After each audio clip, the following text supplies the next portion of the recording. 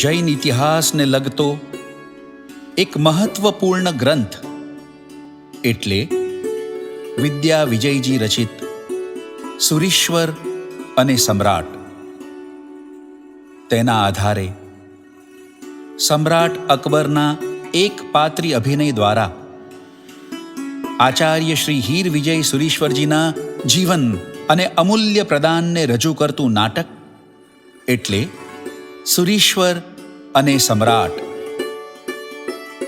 શ્રુત રત્નાકર trust તથા જૈનાના સંયુક્ત ઉપક્રમે તેની પ્રસ્તુતિ થઈ રહી છે, ત્યારે આચાર્ય શ્રી હીર વિજય સુરીશ્વરજીના ચરણોમાં વંદન કરી રજૂ કરીએ છીએ સુરીશ્વર અને સમ્રાટ.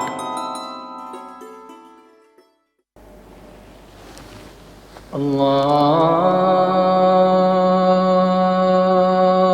અકબર.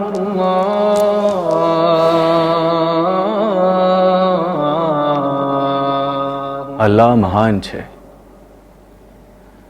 અલ્લાહ સિવાય બીજું કોઈ પરમ તત્વ નથી.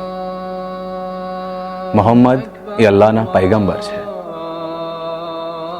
પ્રાર્થના કરવા ઉતાવળા થાઓ, સાચી સફળતા મેળવો.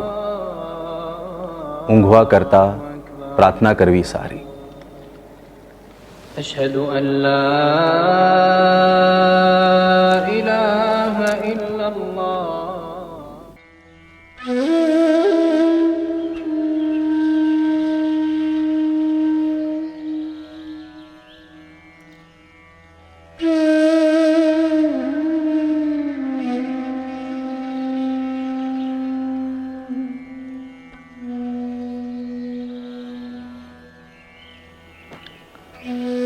જ્યારે અમને એવો ભાસ થવા લાગ્યો કે અમારી પાસે બધું જ છે,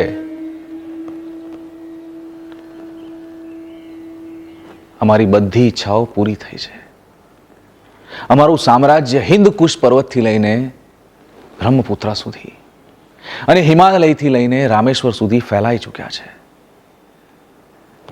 બધે જ અમન, ચેન અને શાંતિ પથરાઈ ચૂક્યા છે. વિદેશી આક્રમણો પણ લગભગ ખતમ થઈ ચૂક્યા છે. હિન્દુસ્તાને એનું પોતાનું પુરાણું ગૌરવ પાછું મેળવી લીધું છે. ત્યારે જ અમને અમારી પડતીના દીદાર થવા લાગ્યા. અમારા પ્રિય પુત્ર જહાંગીરને કેટલાક નાપાક મુસલમાનોએ અમારા વિરુદ્ધ ઉશ્કેર્યો અને ઉશ્કેરાય પણ ગયો. સલીમ, અરે અરે બેટે સલીમ, સલીમ, અરે गिर जाओगे. સલીમ સલીમ સલીમ કરતા અમારી જીભ થાકતી નહીં. સલીમ હવે તો મોટો થઈ ગયો છે. નાનપણમાં અમે એને શેખુ કહીને બોલાવતા. એ દોડતો દોડતો આવી અમારી ગોદીમાં બેસી જતો અને રમ્યા કરતો. હવે સલીમ મોટો થઈ ગયો છે અને દિલ્હીનો કાટાળો તખ્ત જોઈએ છે. અમે એના બધા અરમાન અમે પૂરા કર્યા. આજે અમને મારી નાખવાના કાવા દાવા રચે છે. સલીમની જગ્યાએ બીજું કોઈ હોત ને તો ઘડીના છઠ્ઠા ભાગમાં એને દોજખમાં જલાવી દીધો હોત. પર હાય રે પુત્ર મોહ, औलाद से मोहब्बत. અમને ઉશ્કેરવા એણે પોતાના નામના સિક્કાઓ ચલાવ્યા. અમારી રૂહ સમાન અબુલ ફઝલને મારી નાખવાના ષડયંત્રો રચવા માંડ્યો. એને ખબર હતી કે જ્યાં સુધી અબુલ ફઝલ જેવા સલાહકાર અમારી સાથે છે, અમારું કોઈ કંઈ બગાડી શકવાનું નથી. એ સમય દરમિયાન અબુલ ફઝલ દક્ષિણ દેશમાં શાંતિ સ્થાપવા રોકાયો હતો. અમે મારતે ઘોડે કાસદ મોકલ્યો અને સંદેશો મોકલાયો, वहां का सारा कामकाज अपनी औलाद अफजल को सौंप कर आगरे के लिए रवाना हो जाओ. એ થોડા સૈન્ય સાથે આગ્રા આવવા નીકળ્યો. આ બાતમી સલીમ તરફી લોકોએ એને આપી દીધી. અબુલ ફઝલને મારવાની હિંમત સલીમમાં ન હતી, એટલે એણે વીરસિંહ નામના બહારવટિયાને સાધ્યો. વીરસિંહે સરાય બરાર પાસે અબુલ ફઝલ પર હુમલો કર્યો. અબુલ ફઝલે બહાદુરીથી એનો સામનો કર્યો, પણ કોઈ ગદ્દારે પાછળથી ભાલાનો ઘા કર્યો અને અને એ માર્યો ગયો. અમારો પ્રિય અનુચર આ ફાની દુનિયાને છોડીને ચાલ્યો. મુસલમાનોએ સાચો ફિલસૂફ અને હિન્દુઓએ એક વિધર્મી પ્રશંસક ખોયો. સલીમ, સલીમ, તારી સમ્રાટ બનવાની ઈચ્છા માટે તારે મારો જાન લેવો હતો. બિચારા અબુલ ફઝલનો સો વાંક.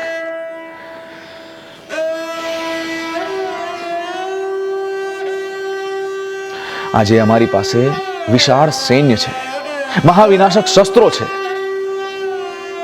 પણ જેના કારણે અમે ઝૂમતા જાહો જલાલીમાં રાજતા હતા એવા અમારા નવરત્નો એક એક કરીને અમને છોડીને ચાલ્યા ગયા, અમને એકલો મૂકીને ચાલ્યા ગયા.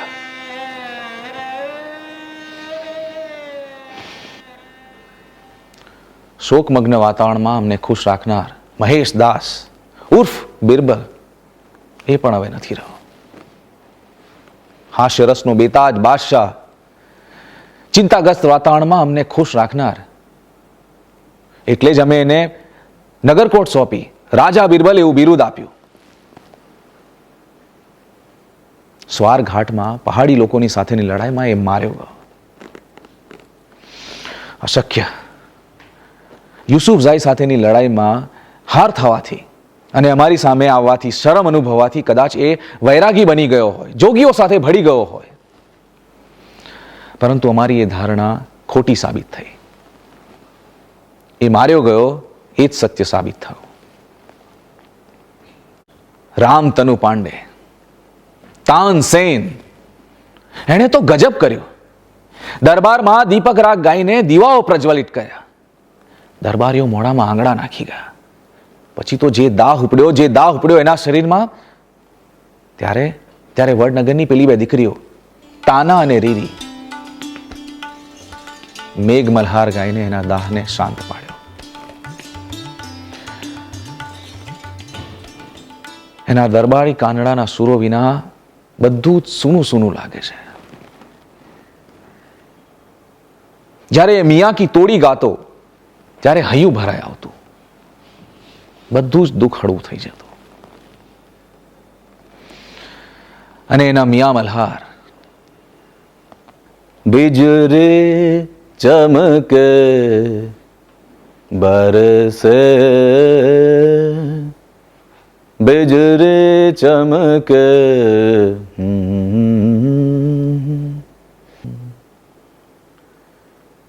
જાણે વાદળો ઘેરાઈ આવતા, વીજળી ચમકવા લાગતી, જાણે વરસાદ વરસવા લાગતો. એક પછી એક અમને મૂકીને બધા ચાલ્યા ગયા. બધા જ જન્નત નશીન થયા.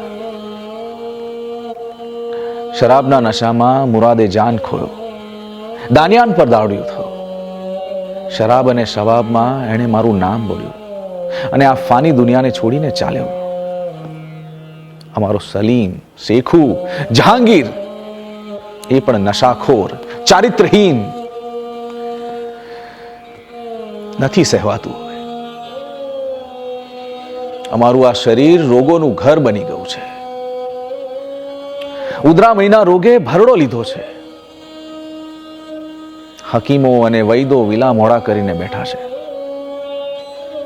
રોગ વધતો જાય છે અને શરીર નબળું પડતું જાય છે.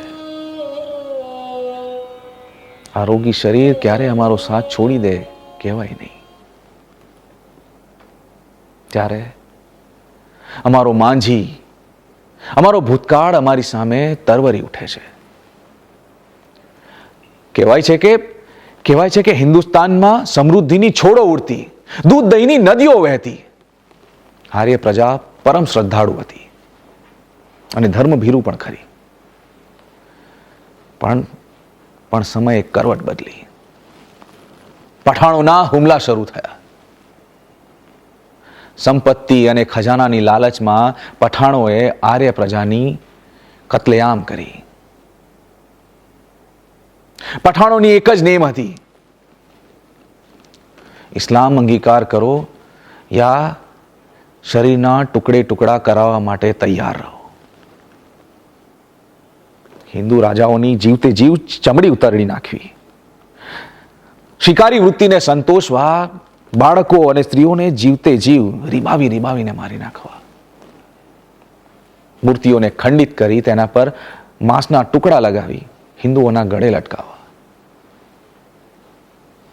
આવા અત્યાચારોએ હિન્દુસ્તાનને બરબાદીનું કબ્રસ્તાન બનાવી દીધું. હિન્દુ સંસ્કૃતિ પતનના આરે આવીને ઊભી હતી. અધૂરામાં પૂરું સમરકંદથી તૈમુરલંગ પણ હિન્દુસ્તાનને લૂંટવા આવી પહોંચ્યો. એણે માત્ર દિલ્હીમાં 1 લાખ હિન્દુઓની કત્લેઆમ કરી.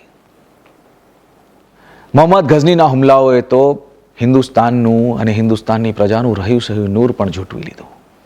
જ્યારે એણે સોમનાથ ભાંગ્યું ત્યારે આસ્થા અને વિશ્વાસ મંદિરોમાંથી ગાયબ થઈ ગયા. તૈમૂરના જ વંશજ એટલે અમારા દાદા બાબર એ પણ એટલા જ ક્રૂર, ઘાતકી. અયોધ્યાનું રામ મંદિર તોડી ત્યાં મસ્જિદ બનાવી અને હિન્દુસ્તાનનું રહ્યું સહ્યું નૂર પણ ઝૂંટવી લીધું. માત્ર 48 વર્ષની વયે એમનો ઇંતકાલ થયો અને અમારા અબ્બા હુમાયુ બન્યા हिंदुस्तान शहनशाह. पर वो कहते हैं ना, लत અને વ્યસન બરબાદીના રસ્તે લઈ જાય છે. અમારા અબ્બા હુમાયુ વિશે આ સાચું પુરવાર થયું. અફીણની લતમાં એમણે પોતાનું સામ્રાજ્ય ખોયું, એમને પાયમાલ કરી નાખ્યા. શેરશાહે એમનું રાજ્ય પડાવી લીધું. એ કાબુલ તરફ નાઠા, પણ ત્યાં પણ એમને જાકારો અને નાલેશી જ મળ્યા. સતત રખડપટ્ટી, રઝળપટ્ટી. આ સમય દરમિયાન એ એક 14 વર્ષની બાલિકાના પ્રેમમાં પડ્યા, હમીદા બેગમ. એ અલી અકબર જામીની પુત્રી. અલી અકબર જામી એ અબ્બા હુમાયુના ભાઈ હિન્ડલના શિક્ષક હતા, એટલે કે ઉસ્તાદ. અબ્બાએ હમીદા બેગમ સાથે નિકાહ પડ્યા એ હિન્ડલ ચાચાને ખટક્યું અને એમણે પણ એમનો સાથ છોડી દીધો. અબ્બા હુમાયુ પાસે ન હતું રાજ્ય, ન હતું લશ્કર કે કોઈ સાથીદાર પણ નહીં. સતત રખડપટ્ટી. આવા સમયે ખુદાએ મહેર કરી. અમરકોટના રાજા રાણા પ્રસાદે એમને રાજ્યાશ્રય આપ્યો, થોડું સૈન્ય આપ્યું અને સુરાતન ચડાવ્યું. અબ્બાએ તો બાજુના પરગણા પર હુમલો કરી દીધો.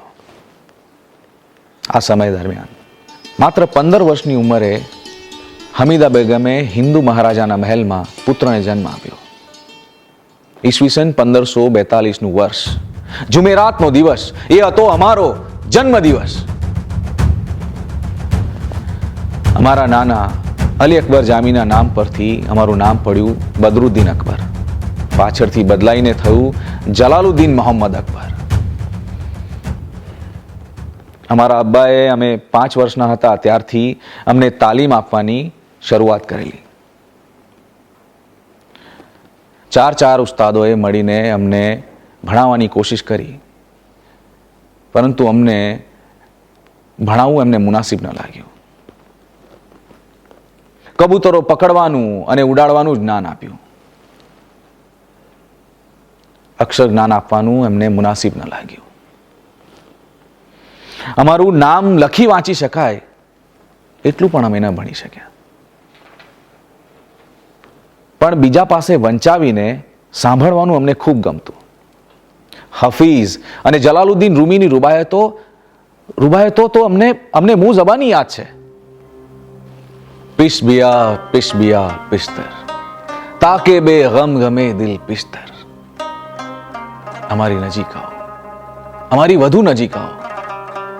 અમે તમને અમારા દિલની ધડકન સંભળાવવા માંગીએ છીએ. અમે તમને ખૂબ ચાહીએ છીએ, અમારી પોતાની જાતથી પણ વધુ. पिश बिया पिस्तर. આવી સૂફી કવિતાઓએ અને રૂબાયતોએ જ કદાચ અમારા ઉપર ધર્માંધતાનું જનૂન ચડવા ન દીધું.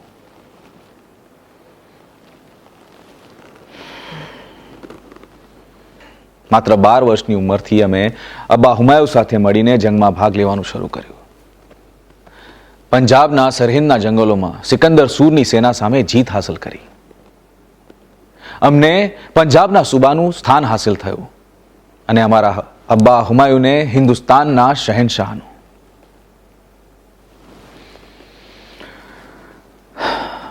માત્ર 6 મહિનામાં જ અબ્બાનો ઇંતકાલ થયો. પંજાબના ગુરદાસપુરમાં કલનોર ગામમાં અમને તખ્ત નશીન કરવામાં આવ્યા. સાલ હતી ઈસવીસન 1556.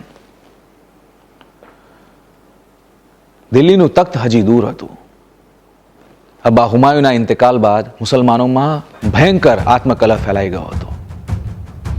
આનો ફાયદો ઉઠાવીને વિક્રમાદિત્ય હેમુ દિલ્હીપતિ બની બેઠો. કુરુક્ષેત્રમાં અમારા અને વિક્રમાદિત્ય હેમુના સૈન્ય વચ્ચે ભયંકર યુદ્ધ થયું.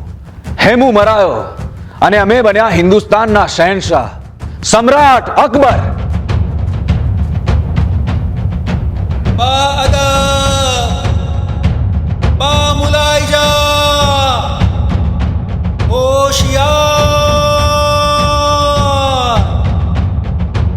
शहनशाह हिंद जलालुद्दीन मोहम्मद अकबर दीवाने आम में तशरीफ ला रहे हैं.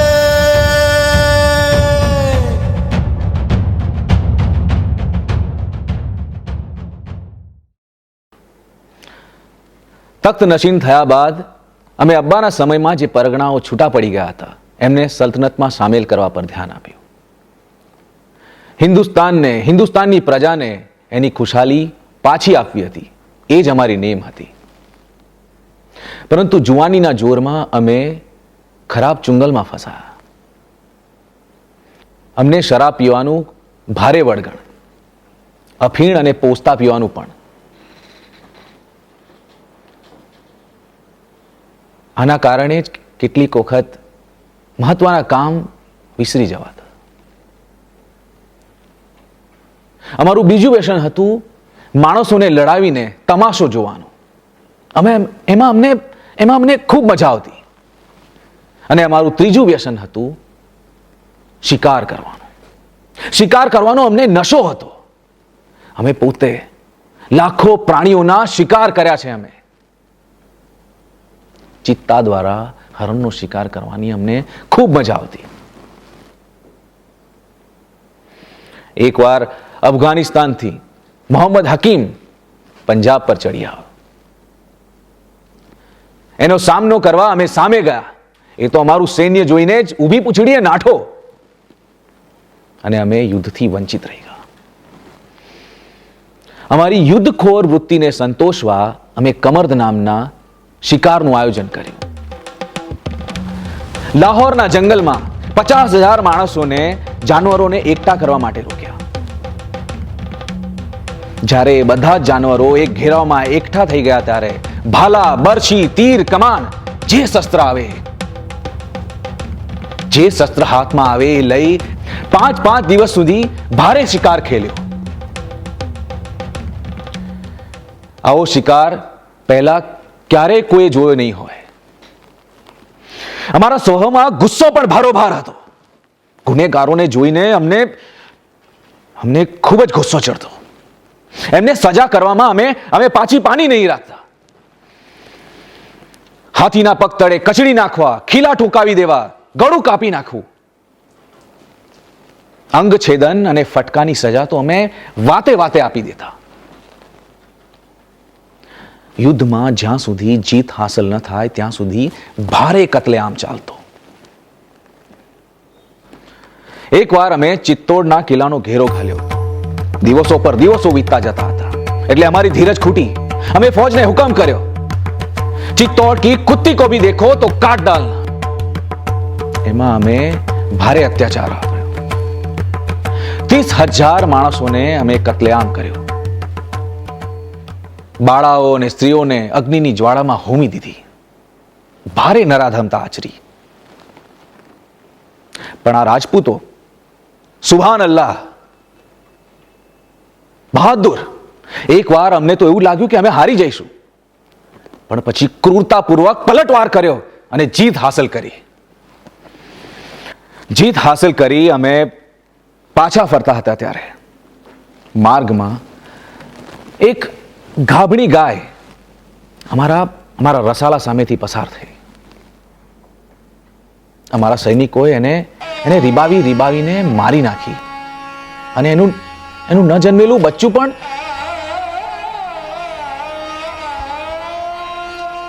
એ ગાયનું તળપવું દિવસો સુધી અમારી નજર સામેથી ન હટ્યું. આ વાતથી અમારું દિલ ખાટું થઈ ગયું.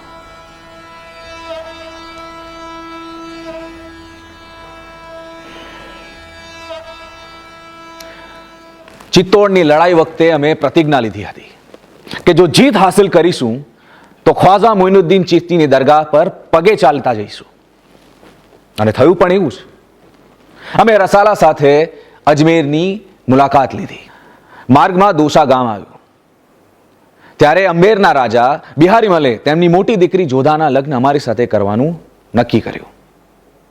અમે આગ્રા પહોંચી એ હિન્દુ કન્યા સાથે લગ્ન કર્યા અને એમને હિન્દુ ધર્મ પાળવાની છૂટ આપી. એટલું જ નહીં, એમના મહેલમાં એક કૃષ્ણ મંદિર બનાવી આપ્યું. કારણ અમે જાણવા માંગતા હતા હિન્દુસ્તાનની પ્રજા પોતાના રાજા પાસે શું ઈચ્છે છે. એ તો જાણવું જ રહ્યું.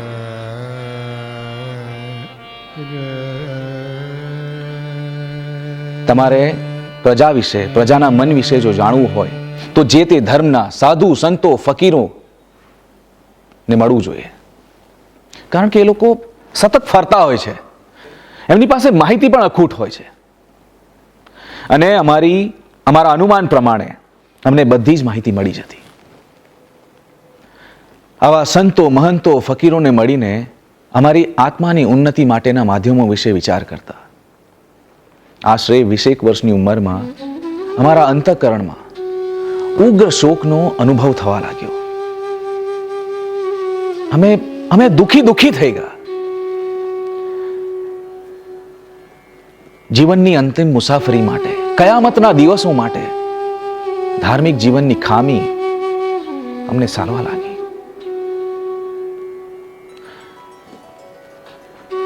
મનમાં અજીબ વિચારો આવતા. સામાન્ય લોકોમાં ધર્મ માટે જે આંદોલન ચાલે છે, એ ધર્મ શું છે, એનો મર્મ શું છે, એ તો જાણવું જ રહ્યું. હિન્દુસ્તાનમાં હિન્દુ અને મુસલમાન વચ્ચે એકતા સ્થાપવી હતી. એટલે 1579માં અમે દીને ઇલાહી નામના ધર્મની સ્થાપના કરી. દીને ઇલાહી એટલે ઈશ્વરનો ધર્મ. દીને ઇલાહી ધર્મની સ્થાપના કરતા પહેલા અમે અમારા ઇબાદત ખાનામાં ધર્મ સભા બોલાવવાની શરૂઆત કરેલી. એમાં પહેલા તો અમે ઇસ્લામ ધર્મના જ વિવિધ ફિરકાઓના વિદ્વાનોને સામેલ કરવાનું નક્કી કર્યું હતું. એ લોકો અંદરો અંદર તર્ક વિતર્ક કરતા, લડતા ઝઘડતા. આશરે 3 વર્ષ એમને સાંભળ્યા બાદ એમના અનિર્ણિત વિવાદોને પગલે અમને એ મૌલાનાઓ પ્રત્યે અરુચિ થઈ. અમે ઉલેમાઓ અને મૌલાનાઓ પાસે એક કરારનામા ઉપર સહી કરાવી લીધી. જ્યારે મતભેદ થાય ત્યારે કુરાને શરીફની આયતોને અનુસરીને ઇસ્લામમાં ફર્ક કરવાનો હક શહેનશાહને છે. આ કરારનામા ઉપર સહી કરીને અમે એમને છૂટા કરી દીધા. ઇસ્લામ જ સાચો ધર્મ છે અને મોહમ્મદ પૈગંબર જ એકમાત્ર અલ્લાહના દૂત છે, એવી ધર્માંધતા આચરતા ઉલેમાઓ સામે અમે ઇસ્લામ અને મોહમ્મદ પૈગંબરના સંદર્ભમાં સવાલો પૂછવાનું શરૂ કર્યું. અમારા દિલને શાંતિ મળે, સંતોષ થાય એવો એક પણ જવાબ અમને નહીં મળ્યો. એટલે અમે કાફિર છે, અમારી મતિ ભ્રષ્ટ થઈ ગઈ છે એવી વાતો અમારા પાછળ વહેતી મૂકવામાં આવી. ઇસ્લામમાં રૂચિ થયા બાદ અમે હિન્દુ, જૈન વગેરે ધર્મના વિદ્વાનોને અમારા ઇબાદત ખાનામાં સામેલ કરવા માંડ્યા. એ લોકોને એમના અભિપ્રાય આપવાની છૂટ આપી. એ લોકો પ્રેમથી, શાંતિથી વિચાર વિમર્શ કરતા. અમને ખૂબ આનંદ આવતો. અમે મસ્જિદમાં જવાનું છોડી દીધું. અમારા ઇબાદત ખાનામાં થતી ધર્મ ચર્ચાનું અમે શ્રવણ કરતા અને એમાંથી જ સાર ગ્રહણ કરતા. અમને એમાં ખૂબ જ મજા આવતી.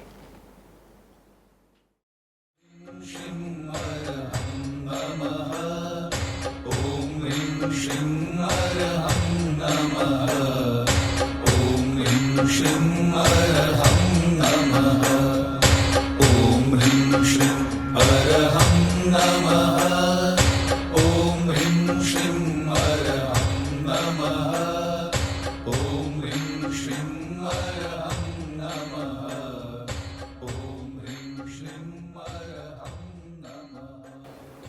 એક દિવસ અમે નગરચર્યા જોઈ રહ્યા હતા અને અમે અમારા કાને નાદ સંભળાયો. હાથી, ઘોડા, પાલકી સાથે એક જુલુસ પસાર થઈ રહ્યું હતું.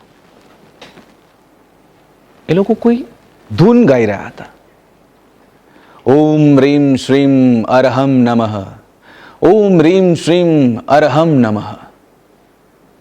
એમાં એક સુંદર સ્ત્રી ફળફૂલથી ભરેલા થાળ સાથે મ્યાનામાં બેસીને જઈ રહી હતી. અમે આ જુલુસ વિશે જાણવા ચાહ્યું તો ખબર પડી કે ચંપા નામની જૈન શ્રાવિકા છે. એણે 6 માસના ઉપવાસ કર્યા છે. અને આ ઉપવાસ મુસલમાનો રોજા રાખે છે એવા નહીં કે આખી રાત ખાઈ શકાય. આ તો દિવસે માત્ર થોડું ઉકાળેલું પાણી પીવાનું અને રાત્રે તો એ પણ નહીં, ખાવાનું તો બિલકુલ નહીં. અમને આશ્ચર્ય થયું. વધારે જાણવા મળ્યું કે એ એમના મહોત્સવ નિમિત્તે જિનાલયમાં દર્શન કરવા જઈ રહી છે. અમને ખૂબ આશ્ચર્ય થયું. આટલા બધા દિવસ ઉપવાસ કઈ રીતે કરી શકાય? અમે એ જાણવા ચાહ્યું એટલે અમે એમને પૂછાવી જ લીધું કે બહેન, આટલા બધા દિવસ તમને અન્ન વગર કઈ રીતે ચાલી શકે છે? જવાબ મળ્યો, આવી તપસ્યા કરવી એ મનુષ્ય માત્રની શક્તિની બહારની વાત છે, પરંતુ દેવગુરુની કૃપાથી આવી તપસ્યા થાય છે અને ધર્મ ધ્યાનમાં આનંદથી દિવસો પસાર થાય છે. એટલે મેં પૂછી લીધું કે તમારા દેવ અને ગુરુ કોણ છે? જવાબ મળ્યો, દેવ વૃષભાદી તીર્થંકરો છે. તેઓ સર્વ પ્રકારના દોષો અને જન્મ મરણથી રહિત થયેલા છે. અને ગુરુ છે આચાર્ય હીર વિજયસુરી. આચાર્ય હીર વિજયસુરી. અંતરમાં કંઈક રણઝણ્યું. અમને એમને મળવાની ઉત્કંઠા જાગી. અમારો એક અનુચર ઇતમાદ ખાન ગુજરાતમાં ઘણું રહેલો. અમે એને આચાર્ય હીર વિજયસુરીજી વિશે પૂછાવ્યું. એણે તો પડના પણ વિલંબ કર્યા વગર બોલવા જ માંડ્યું. હુઝુર, આચાર્ય શ્રી મોટા ફકીર છે. હાથી, ઘોડા, એકા ગાડી પર બેસતા નથી. હંમેશા પગપાળા યાત્રા કરે છે. દ્રવ્ય રાખતા નથી. સ્ત્રીથી હંમેશા દૂર રહે છે. હંમેશા બંદગીમાં મસ્ત રહે છે અને લોકોને સાચી શિક્ષા આપતા રહે છે. અમે કંઈ પણ બોલીએ પહેલા એકી શ્વાસે બોલે જ જતો હતો. એમના ત્યાગ, તપસ્યાની શું વાત કરું? એકવાર એમની ગોચરીમાં ખીચડી આવી. એ દિવસે એમને બીજું કંઈ જ વાપરવાનું હતું નહીં એટલે એમણે ખીચડી વાપરી. થોડી વાર થઈ ત્યાં તો શ્રાવક દોડતો આવ્યો અને કહ્યું, સાહેબ સાહેબ, આપે ખીચડી વાપરી તો નથી ને? એમાં નિમક જરૂર કરતા બમણું પડી ગયું છે. આચાર્યશ્રીની ચહેરાની એક પણ રેખા બદલાઈ નહોતી. આવા ત્યાગી પુરુષ છે મહાત્મા. અમને વાત યાદ આવી ગઈ. એકવાર નમક ઓછું હોવાને કારણે અમે બાવરચીને 100 ફટકાની સજા ફરમાવેલી. ઇતમાદ ખાનને કદાચ ખ્યાલ આવી ગયો હશે એટલે એણે વાત બદલી. આચાર્યએ બાળપણમાં એક બ્રાહ્મણ પાસે શિક્ષણ લીધું હતું. એ બ્રાહ્મણને ભીડ પડી એટલે એણે વિચાર્યું કે હીરહર્ષને તો મેં ભણાવ્યા છે અને એ ગુજરાતમાં ક્યાંક તો છે. જો હું એમની પાસે જઈશ તો એ મારી ભીડ જરૂર ભાંગશે. દીક્ષા પછીનું એમનું નામ હીરહર્ષ હતું. બ્રાહ્મણે તો ચાલવા માંડ્યું. હાથમાં 10 વર્ષનું બાળક. માર્ગમાં જંગલો. વિસામો કરવા ક્યાંક જગ્યાએ ઊભા રહ્યા. ત્યાં બાળકને નાક કરડ્યો. બાળક મૂર્છિત થઈ ગયો. માર્ગમાં કે જંગલમાં ક્યાંય જડીબુટ્ટી ન જડી એટલે બ્રાહ્મણ ઘાંગો થઈને રડવા લાગ્યો. પણ અચાનક એને શું સૂઝ્યું કે જેને મળવા જઉં છું એનું નામ લઉં. જ્યાં ડંખ લાગ્યો છે ત્યાં હાથ મૂકી બોલવા માંડ્યું, હીર હીર હીર. ઝેર ઉતરતું ગયું. બાળક સાજો થતો ગયો. મુસાફરી કરવા લાયક. જેના નામ માત્રમાં આટલો પ્રભાવ હોય એક પોતે કેટલા પ્રભાવી હશે એ વિચાર માત્રથી અમે એમને મળવા તલપાપડ થઈ ગયા. અમે ગુજરાતના સુબા પર ફરમાન મોકલ્યું. હાથી, ઘોડા, પાલખી, જે સાધન સામગ્રી જોઈએ. પરંતુ આચાર્ય હીર વિજયસુરીજીને સન્માનપૂર્વક આગ્રા મોકલો. અમે કુશળ કાસદોને આ ફરમાન લઈ ગુજરાત માટે રવાના કર્યા. અમને એક જ તાલાવેલી લાગી હતી ક્યારે આ કાસદો ગુજરાત પહોંચે અને અમારા ફરમાનનું પાલન કરે. અમને પાછળથી જાણ થઈ કે જેને અમે મળવા ઉતાવળા થયા હતા એને અમને ન મળવા દેવાના પ્રયાસો થઈ રહ્યા છે. એ વખતે આચાર્ય હીર વિજય સુરીજી ગંધારનગરમાં હતા. એટલે ગુજરાતના ગઢ સમાન અમદાવાદ, પાટણ, ખંભાત બધેથી શ્રેષ્ઠીઓ અને શ્રાવકો ગંધાર પહોંચ્યા વિચાર વિમર્શ કરવા માટે. કોઈએ કહ્યું, અકબર તો રાક્ષસનો અવતાર છે, માણસને મારવું એના માટે રમતવાત છે, એટલે આચાર્યએ એને ન મળવું. તો કોઈએ કહ્યું, એ તો 500 ચકલાઓની જીભ ખાય છે, માટે આચાર્યએ એમને ન મળવું. તો કોઈએ કહ્યું, એને તો 1600 અંતે ઉર્યો છે, બિચારો એ બધામાંથી નવરો પડશે ત્યારે આચાર્યશ્રીને મળશે ને. એ સભાનો નિષ્કર્ષ એ આવ્યો કે આચાર્યશ્રી અકબરને ન મળો. એ તો ભલું થજો પેલા વિમલ હર્ષ ઉપાધ્યાયનું, જેણે ભરી સભામાં ઊભા થઈને કહ્યું, આચાર્યશ્રી પર કોઈ ઘાત હશે તો હું મારા પર ઝીલી લઈશ. હું આગળ જઈને અકબરનું મન જાણી જોઈશ. જો કોઈ ઘાત જણાશે તો આચાર્ય અને અકબરની મુલાકાત નહીં થવા દો. પણ શહેનશાહ અકબરના આમંત્રણને માન આપીને આચાર્યશ્રીએ અકબરને મળવું જ જોઈએ.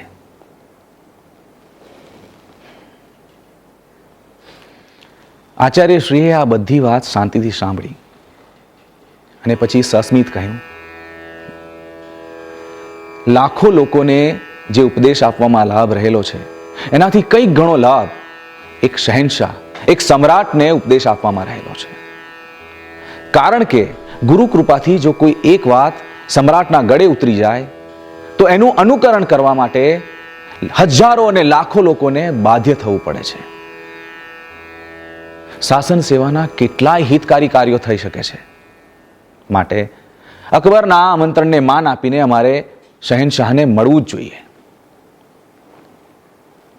સર્વશ્રેષ્ઠીઓ અને શ્રાવકો સર્વાનુમતે રાજી થયા અને આચાર્યશ્રીએ ગંધારથી આગ્રા તરફ જવા માટે પ્રયાણ કર્યું. અબુલ ફઝલે જ્યારે આ વાત અમને જણાવી તો અમારી આંખોમાંથી પાણી આવી ગયા. આચાર્યશ્રી અને એમના શિષ્યો માટેના માન અને સ્થાન અમારી નજરોમાં ઊંચું થઈ ગયું. આચાર્યશ્રી વિશે મને અમારા અનુચરો બધી જ માહિતી પહોંચાડતા. ઈસવીસન 1527માં પાલનપુર ખાતે એમનો જન્મ. ઓસવાળ વંશીય કુરાશા અને નાથીબા એ એમના માતા પિતા. બાળપણનું નામ હિરજી. 5 વર્ષથી 12 વર્ષ સુધી એમને વ્યવહારિક અને ધાર્મિક જ્ઞાન મેળવવા માટે સાધુ સંતો સાથે મોકલવામાં આવતા. એમના માતા પિતાના અવસાન બાદ એમના બહેન એમને પાટણ લઈ આવ્યા. ત્યારે પાટણમાં વિજયદાન સુરીજી બિરાજતા હતા. એમની ધર્મદેશનાની આ બાળક ઉપર ગહેરી અસર પડી અને આખરે 1540માં એમણે પાટણ ખાતે દીક્ષા લીધી. નામકરણ થયું હીરહર્ષ.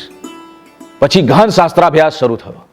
એમના ગુરુએ એમને દક્ષિણ દેશમાં દેવગિરીનગરમાં તત્વ ચિંતામણી જેવા અઘરા શાસ્ત્રાભ્યાસ કરવા માટે મોકલ્યા.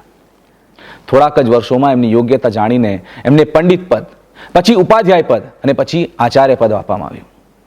ઈસવીસન 1566માં એમના ગુરુના કાળધર્મ બાદ એમને ભટ્ટારક પદવી આપવામાં આવી અને આમ સમગ્ર સંઘનું સંચાલન એમના હાથમાં આવી પડ્યું. આવા વૈરાગી અને જ્ઞાની ફકીરને મળવાની અમારી ઉત્કંઠા તીવ્ર બનતી ગઈ.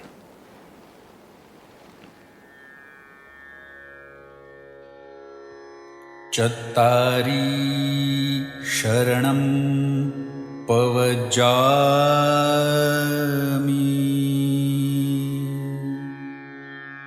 અરિહંતે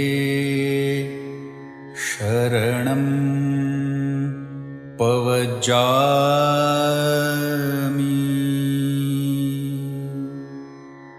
સિદ્ધે શરણમ પવજામી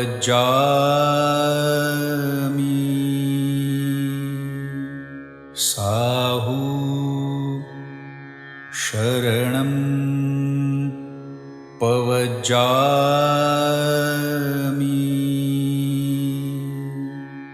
કેવલી પન્નત્તમ ધમ્મમ શરણમ પવજામિ.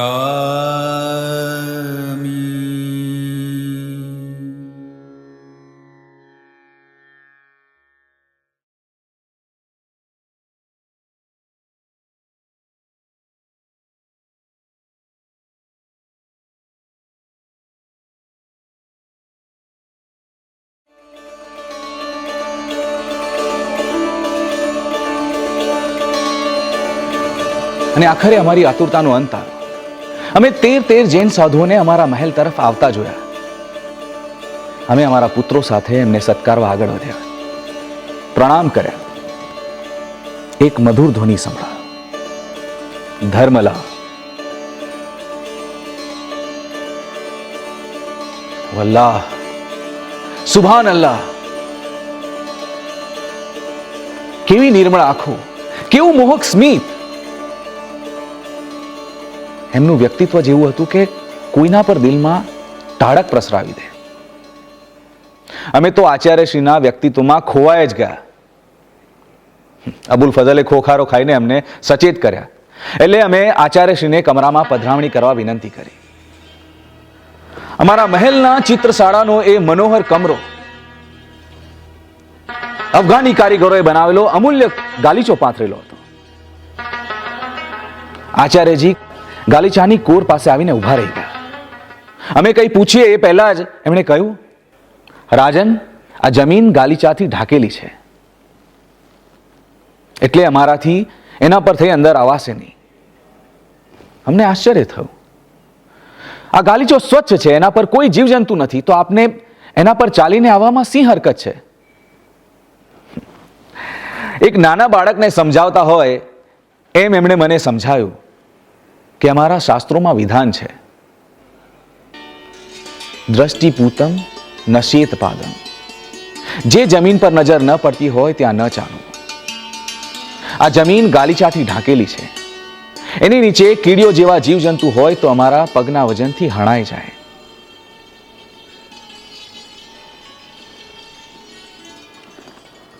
ગાલીચો બિલકુલ સાફ છે એ બતાવી દેવા માટે અમે જાતે ગાલીચાની કોર ઊંચી કરી. કીડીઓનો ઢગલો. અમે આશ્ચર્યચકિત થઈ ગયા. સાચા ફકીર, સાચા સંત ત્યાંનું નામ. પછી કોમળ વસ્ત્રોથી એ કીડીઓ દૂર કરી, ગાલીચો હટાવી, એમની કમરામાં પધરામણી કરાવી. અમે જૈન ધર્મને લગતા સવાલો પૂછવાનું શરૂ કર્યું. એમણે ધર્મદેશનામાં દેવ, ગુરુ અને ધર્મનું સાચું સ્વરૂપ સમજાવ્યું. એમનું તત્વચિંતન એટલું સહજ અને સરળ હતું અને ઉદાહરણ સહિત સમજાવ્યું કે કોઈના પણ ગળે ઉતરી જાય. જેમ જેમ તેઓ બોલતા જતા હતા તેમ તેમ તેમની વિદ્વતા માટે માન વધતું જતું હતું. તેમની વિદ્વતા અને પવિત્રતા માટે અમારા દિલમાં સન્માન વધતું ગયું.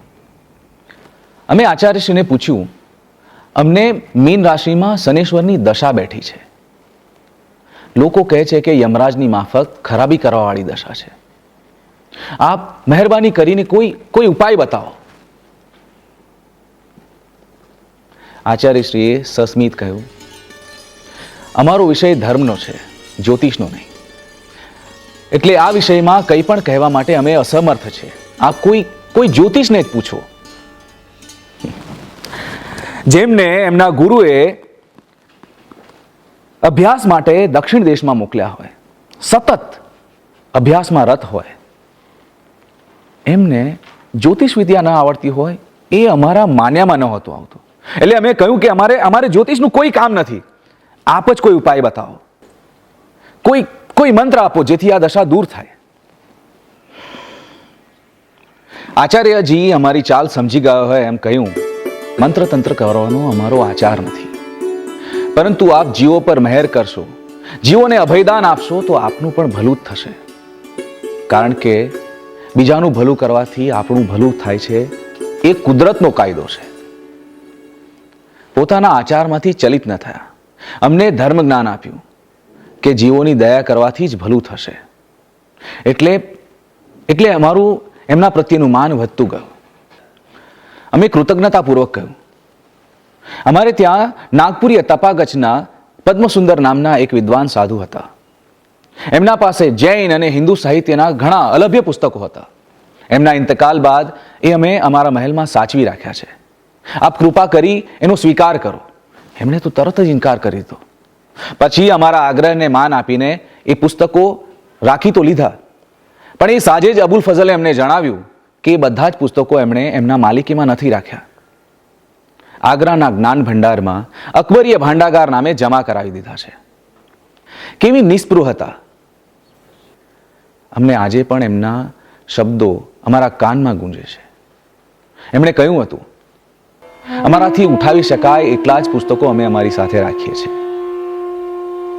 આનાથી વધારે પુસ્તકો રાખવાથી અમને કે અમારા શિષ્યોને મમત્વ ભાવ પેદા થઈ શકે છે. એટલે એવા કારણોથી અમે સદૈવ દૂર રહીએ છીએ અને એ જ અમારા માટે શ્રેયસ્કર છે. એમની દૂરંદેશીના અમે તો કાયલ થઈ ગયા.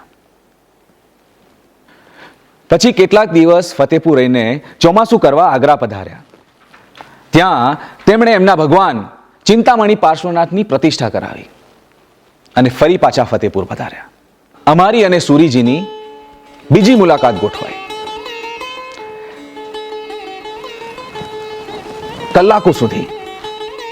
કલાકો સુધી ધર્મદેશના ચાલી. કલાકો સુધી ધર્મ ચર્ચા ચાલી. અમને ખૂબ જ આનંદ આવ્યો. અમે કહ્યું, આપે અમારા પર ખૂબ કૃપા કરી છે. અમારા આમંત્રણને માન આપી 6 મહિના પગપાળા ચાલીને ગંધારથી આગ્રા પધાર્યા છો. અમારા માટે દુઆઓ કરી છે. અમે આપના એહસાનમંદ છે. કૃપા કરી અમને આપની સેવા કરવાનો મોકો આપો. અમારી એવી દિલી તમન્ના છે કે આપ અમારી પાસે કંઈક માંગો. સોનું, ચાંદી, ગામ, નગર, કંઈ પણ, જેથી અમે આપના ઋણમાંથી થોડા ઘણા મુક્ત થઈ શકીએ. એમણે કહ્યું, શહેનશાહ, અમારી ઈચ્છા આત્મસાધના કરવાની છે. એટલે આપ જો કંઈ એવું આપી શકતા હો જેથી અમારું આત્મકલ્યાણ થઈ શકે તો અમે એ ભાવપૂર્વક સ્વીકારી લઈશું. અમે કહ્યું, બેઝિજક માંગો. અને એમણે જે માંગ્યું એ સાંભળી અમે સ્તબ્ધ થઈ ગયા. એમણે કહ્યું, જે કેદીઓ વર્ષોથી કેદખાનામાં જીવતે જીવ સબડી રહ્યા છે એ કમનસીબ જીવોને મુક્ત કરી દો. અરિહંતા મંગલમ. જે પશુ પક્ષીઓને પાંજરામાં પૂરી રાખ્યા છે એમને છોડી મૂકો, ઉડાડી દો. સિદ્ધા મંગલમ. આપે ડાબર નામનું 12 કોષનું એક તળાવ બનાવ્યું છે. એમાં રોજ જાળો નાખવામાં આવે છે, માછલા પકડવામાં આવે છે. એ બંધ કરાવી દો. સાહુ. અને છેલ્લે મંગલમ. પર્યુષણ પર્વમાં તમારા રાજ્યમાં કોઈ પણ માણસ કોઈ પણ પ્રકારની હિંસા ન કરે એવા ફરમાન લખી આપો. કેવલી પન્નત્તો ધમ્મો મંગલમ. જ્યારે અમે બધું જ આપવા તૈયાર હતા, રાજકોષ આપવા માટે તૈયાર હતા, એમણે જે માંગ્યું બીજાના ભલા માટે, બીજાના પરોપકાર માટે જ માંગ્યું. આ તે ખરો યોગી, ખરો વૈરાગી. એટલે અમે આગ્રહ કર્યો, આપે બીજા માટે માંગ્યું, આપ આપના માટે કંઈ માંગો. ત્યારે એ દયાવાન સાધુના મુખમાંથી શબ્દો સરી પડ્યા, આખા સંસારમાં આ બધા જ જીવો એ અમારો પ્રાણ છે. આપ એમના માટે કંઈ પણ કરશો, એમના ભલા માટે કંઈ પણ કરશો તો એ અમારું ભલું થયું જ સમજજો. કોઈ પણ જાતના સ્વાર્થ સિવાય માત્ર બીજા જીવોને કલ્યાણની માંગણી અમારા જેવો ક્રૂર શહેનશાહ પણ નકારી ન શક્યો. અમે તરત જ અબુલ ફઝલને ઇશારો કર્યો અને એ કલમ અને કિત્તો લઈને ફરમાન લખવા બેસી ગયો. આચાર્યશ્રીએ માત્ર પર્યુષણના 8 દિવસ માટે જીવ હત્યા બંધ કરવાના ફરમાનની માંગણી કરી હતી. પણ અમે આગળ અને પાછળ એમ બે દિવસ ઉમેરીને કુલ 12 દિવસ જીવ હત્યા બંધ કરવાના અમારીના ફરમાન બનાવવાની સૂચના આપી દીધી. સૂરીજીની વિદ્વતા અને પવિત્રતા અમારા દિલમાં એવા વસી ગયા કે અમે એમના કાયલ થઈ ગયા.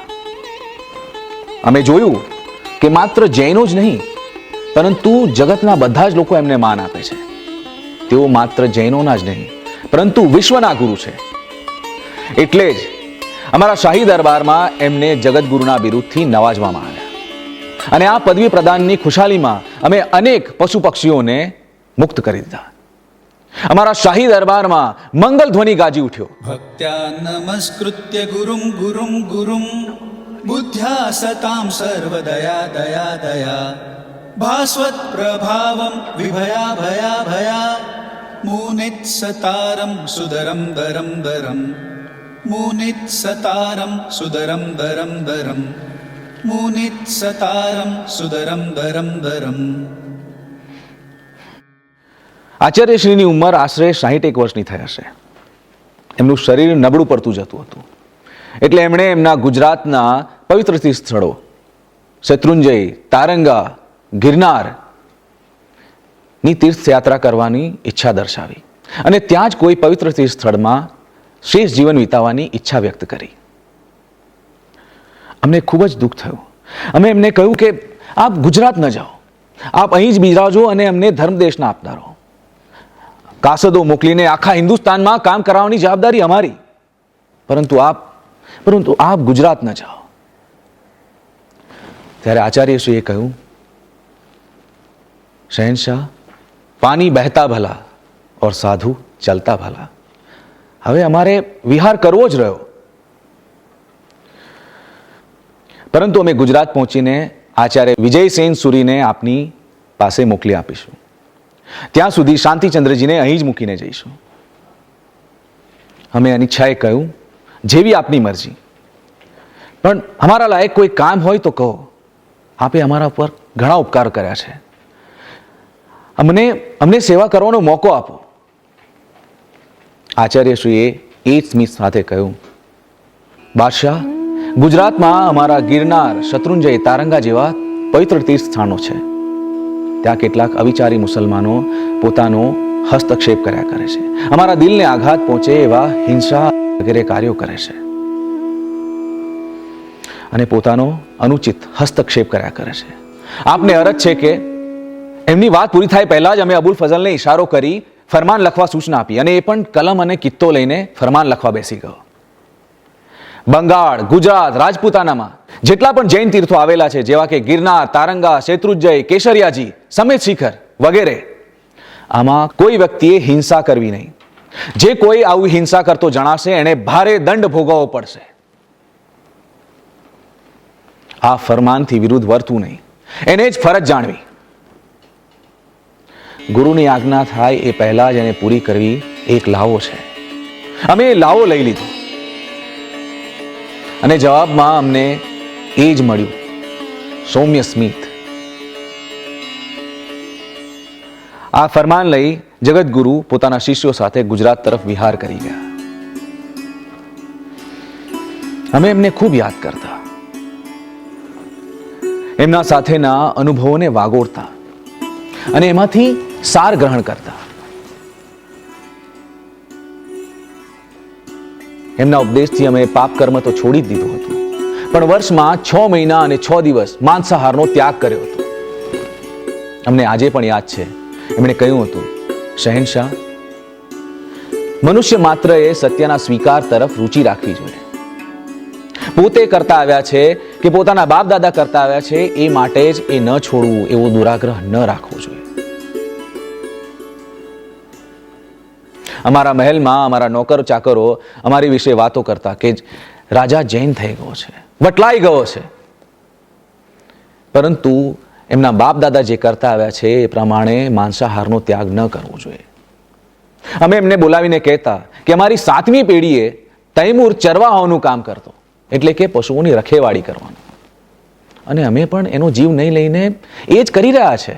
એ લોકો તો ડઘાઈ જતા અને પછી વર્ષમાં 6 મહિના અને 6 દિવસ કમ અને એમણે પણ માંસાહારનો ત્યાગ કર્યો. આચાર્યજીએ પણ આ વાતને ખૂબ સુંદર રીતે વર્ણવી છે કે જે લોકો માંસાહાર કરે છે એ પોતાના જીભની લાલચથી કરે છે, પરંતુ એ માટે કેટલા જીવોનો કચ્ચર ઘાણ નીકળી જાય છે એ તરફ કોઈનું ધ્યાન નથી જતું. કેટલી સાચી વાત. એમના શિષ્ય ઉપાધ્યાય શાંતિચંદ્રજી પણ એટલા જ વિદ્વાન, શતાવધાની, એક સાથે 108 અવધાન કરવાની એમનામાં શક્તિ હતી. જગતગુરુના ગયા પછી અમે શાંતિચંદ્રજીને અમારી સાથે રાખતા. એકવાર એ અસ્વસ્થ જણાયા એટલે અમે એમની પૃચ્છા કરી તો એમણે જણાવ્યું કે આવતીકાલે ઈદનો દિવસ છે, લાખો પશુઓની કતલ થશે અને એ અમારાથી જોવાશે નહીં, માટે અમને અહીંથી વિહાર કરી જવાની રજા આપો. અને સાથે સાથે કુરાનની કેટલીક આયતો પણ બતાવી આપી જેમાં ભાજી અને રોટલી ખાવાથી રોજા કબૂલ થવાનું જણાવ્યું છે અને જીવો પર મહેર કરવાની જ વાત કરી છે. શાંતિચંદ્રજીની વાત સાચી હતી. મૌલવીઓ કુરાનની આયતોને સમજ્યા ન હતા. અમને આચાર્યશ્રીની વાત યાદ આવી ગઈ. એમણે કહ્યું હતું કે અમારા શાસ્ત્રોમાં વિધાન છે, પ્રથમ જ્ઞાન પછી દયા. અબુલ ફઝલ અને બીજા ઉમરાઓને ભેગા કરી અમારા માન્ય ગ્રંથો વંચાવી દીધા અને લાહોરમાં ઢંઢેરો પીટાવી દીધો કે કાલે ઈદના દિવસે કોઈએ પણ જીવ હિંસા કરવી નહીં. પછી તો મોહરમનો આખો મહિનો અને સૂફીઓના દિવસોમાં જીવ હત્યા નિષેધ કરાવ્યો. શાંતિચંદ્રજીના કહેવાથી જીજિયા વેરો પણ બંધ કરાવ્યો. આ જીજિયા વેરો કોઈ સામાન્ય વેરો ન હતો. આર્ય પ્રજા ખાધા પીધા પછી જે કંઈ પણ બચાવે એ બધું જ ખજાનામાં જમા કરાવી દેવું. એના બદલામાં એમને ઇસ્લામ અંગીકાર કરવા માટે દબાણ કરવામાં નહીં આવે.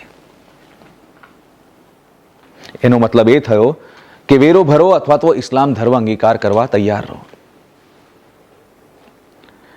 આ જીવ હત્યા નિષેધના ફરમાન અને જીજિયા વેરાની માફી લઈને શાંતિચંદ્રજી જગતગુરુને મળવા ગુજરાત તરફ વિહાર કરી ગયા. પરંતુ અમારી વિનંતીને માન આપીને અમારી સાથે ભાનુચંદ્રજીને મૂકતા ગયા. ભાનુચંદ્રજી પણ વચન સિદ્ધિવાળા સાધક હતા. એમના કહેવાથી સિદ્ધાચંદજી પર જે દાણ અને કર વસૂલાતો હતો એ અમે બંધ કરાવ્યો. અબુલ ફઝલના ઘરે મૂળ નક્ષત્રમાં દીકરીનો જન્મ થયો. જ્યોતિષીઓએ કહ્યું કે આ દીકરી જીવશે તો ભારે ઉત્પાત થશે, માટે એને પાણીમાં વહેતી મૂકી દેવી જોઈએ. જ્યારે ભાનુચંદ્રજીને પૂછવામાં આવ્યું તો એમણે કહ્યું કે સ્ત્રી હત્યાનું પાપ લેવાની કોઈ જરૂર નથી. આની શાંતિ માટે અષ્ટોત્તરી સ્નાત્ર ભણાવવું જોઈએ. અમને આ વાત ગમી ગઈ એટલે અમે મહોત્સવપૂર્વક શ્રી શ્રી પાર્શ્વનાથનું અષ્ટોત્તરી સ્નાત્ર ભણાવ્યું અને વિઘ્ન દૂર થયું. ભાનુચંદ્રજીના શિષ્ય સિદ્ધિચંદ્રજી પણ એટલા જ વિદ્વાન, શતાવધાની. કેવા કેવા વિદ્વાન રત્નો આચાર્ય હીરવિજય સુરીજી, શાંતિચંદ્રજી, ભાનુચંદ્રજી, સિદ્ધિચંદ્રજી, વિજયસેન સુરીજી. કેવી અણમોલ પરંપરા.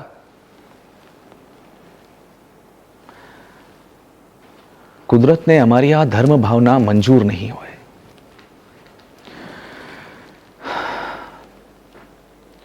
સમાચાર મળ્યા કે જગતગુરુની તબિયત નાદુરસ્ત છે.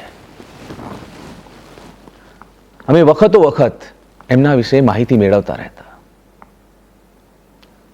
જગતગુરુ ચાતુર્માસ ઉનામાં હતું.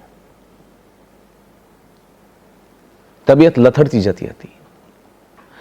વિહાર કરવાનો સમય આવ્યો ત્યારે તબિયત નાદુરસ્ત હોવાને કારણે સંઘે વિહાર ન કરવા દીધો. એટલે બીજું ચોમાસું પણ ઉનામાં જ ગયું.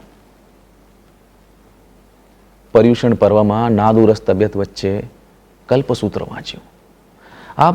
આ પરિશ્રમ જ એમને ભારે પડી ગયો. પર્યુષણ પછી ભાદરવા સુદ 11નો દિવસ આવ્યો. જગતગુરુને ભાસ થઈ ગયો કે અંતિમ સમય આવી ગયો છે. એમણે બધાને બોલાવી હિત શિક્ષા આપી અને વિજયસેન સુરીજીની આજ્ઞામાં રહેવાની વાત કરી. સાંજનો સમય થયો. બધાને પ્રતિક્રમણ માટે બોલાવ્યા. પ્રતિક્રમણ કર્યા પછી બધા સાથે ક્ષમાપના કરી કહ્યું, હવે અમે આત્મધ્યાનમાં લીન થઈશું. માળા લઈ પદ્માસનમાં બેસી ગયા. 1 2, 3, 4, 5મી માળા શરૂ થઈ ત્યાં તો માળા હાથમાંથી સરી પડી અને વાતાવરણમાં એક જ વાત પ્રસરી ગઈ, અરિહંતે શરણમ પવજ્જામિ, સિદ્ધે શરણમ પવજ્જામિ. જગતગુરુ આ નશ્વર દેહ છોડીને ચાલ્યા ગયા. ઉનાના શાહબાગમાં એમના અંતિમ સંસ્કાર થયા. તે રાત્રે ત્યાં રહેલા આંબાના તમામ ઝાડ ઉપર કેરીઓ આવી.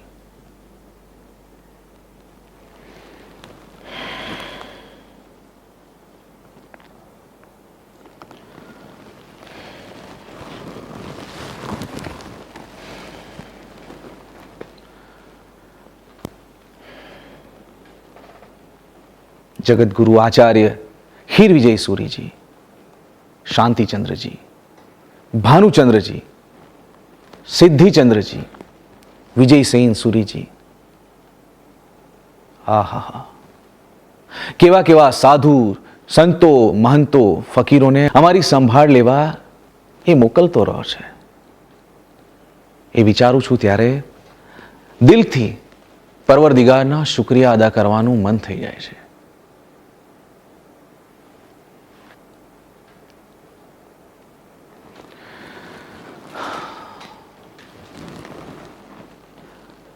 હા, સલ્તનત જેની પાછળ તમામ જિંદગી ખર્ચાઈ ગઈ એને અહીં જ મૂકીને જઈશું. हमारा बाल बच्चा महल बाग बगीचा બધું જ અહીં મૂકીને અલવિદા કહીશું. નમો અરિહંતાણમ. આ ફાની દુનિયાને છોડી જવાનો અંતિમ સમય અમારી સામે ઊભો છે ત્યારે આપ સૌને ખુદા હાફિઝ, અલ્લાહ હાફિઝ. અલ્લાહુ અકબર,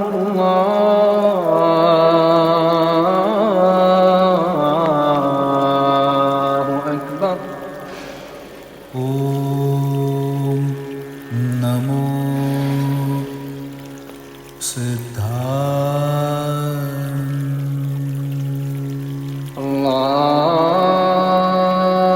અલ્લાહુ અકબર,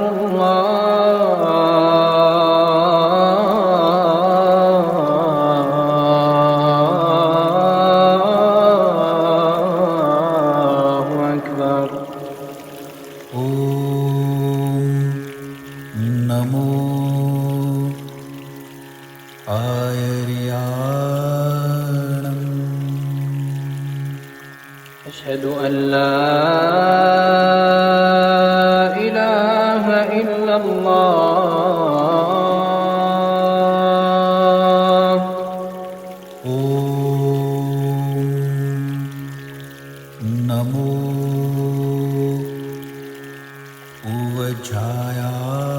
ઉવજાયાણમ. أشهد أن لا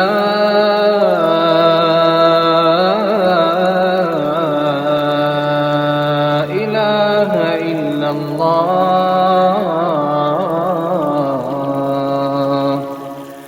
નમો લોએ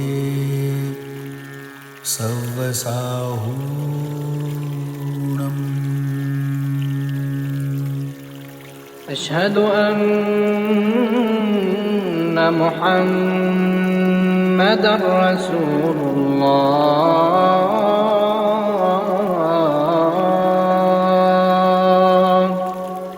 એસો પંચ નમુક્તારો.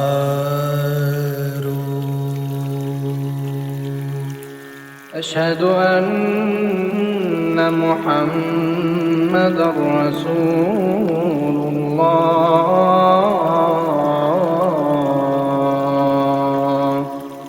સવ પાવપણાસણો. حي حي على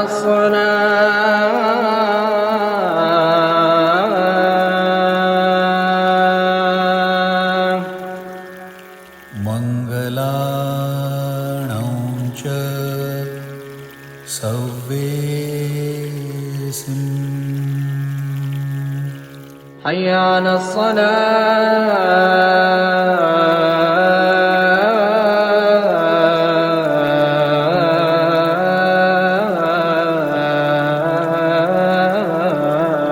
الصلاة પરમં હવૈ મંગલમ حي على